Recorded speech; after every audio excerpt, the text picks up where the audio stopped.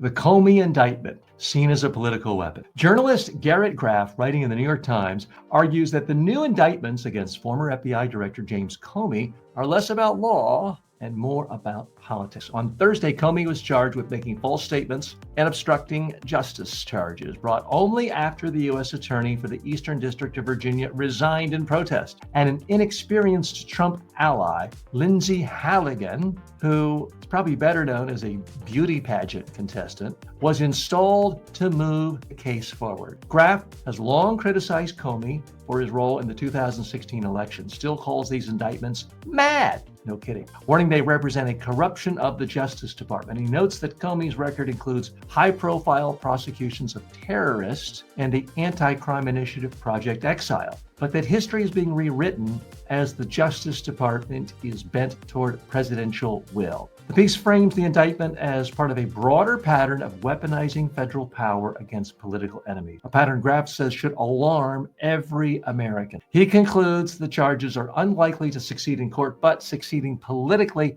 by intimidating critics.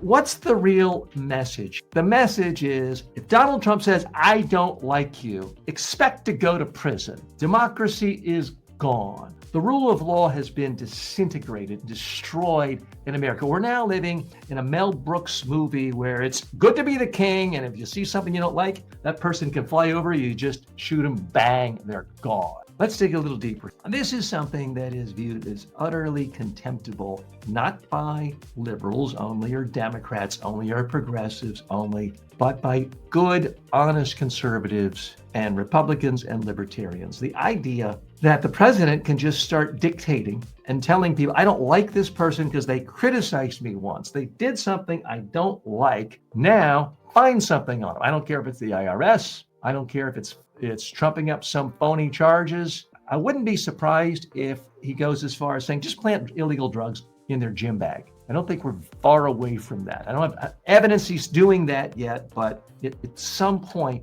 it's very clear that Trump is just sending a message. I don't like this guy, get this guy. If you're not willing to get this guy, I'm firing you. I'll hire someone else. If that person doesn't do it, I'll fire someone else. And if I have to go through the ranks and get rid of career prosecutors, I'll do that. If I have to look at people with 5 years experience instead of 10 who normally do it, okay, I'll look at that. They won't do it, I'll pick someone with 1 year experience. If I can't find anyone with 1 year experience to do my dirty work, I'll find someone like this Lindsay character with 0 experience. She has more experience appearing in beauty pageants in the Miss Colorado pageant. She spent more days on that than she has prosecuting people. And it's absolutely shameful and despicable. There was a time when a lot of lawyers said, okay, a person I respect said there's no legal basis for doing this. They are resigning. I will resign. And if you have enough people resign, at some point, the politician gets the message. Even Dick Nixon got the message at some point.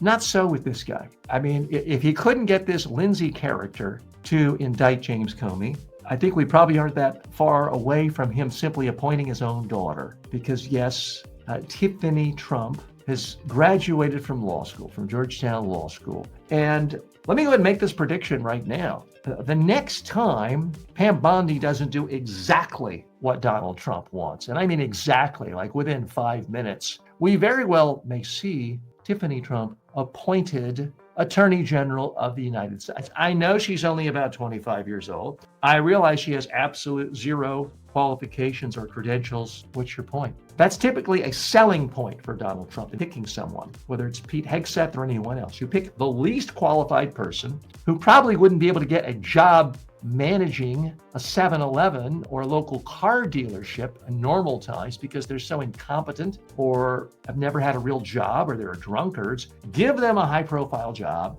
and then you can just dictate whatever you want, and they'll be like, well, sure, I'll do it. I can't believe I'm in this job. I can't believe I got this job. Sure, I'll do whatever you want, boss. That's certainly the attitude of Kash Patel, and that's certainly the attitude of Pete Hegseth and Pam Bondi and these others, but that might not even be good enough. So again, you heard it here first, folks. Tiffany Trump will be Attorney General of the United States before this term ends. Of course, who knows when this term will even end. Now, when I said this 2 minutes ago, I was kind of joking. But as with all things Trump, when you joke about something that's so extreme, so bizarre, so beyond the pale, where you think if a Hollywood screenwriters put this into a movie, it would be laughed out of the writer's room, and then it ends up happening. So no, I'm actually not joking. I think we could get to that. And he's just going to say, you know what he's going to say? Right? Well, John F. Kennedy made Bobby Kennedy his attorney general, so I'm going to do the same thing. That's what he's going to do. And it won't really matter what Congress wants, because the Senate will just roll over and give him anything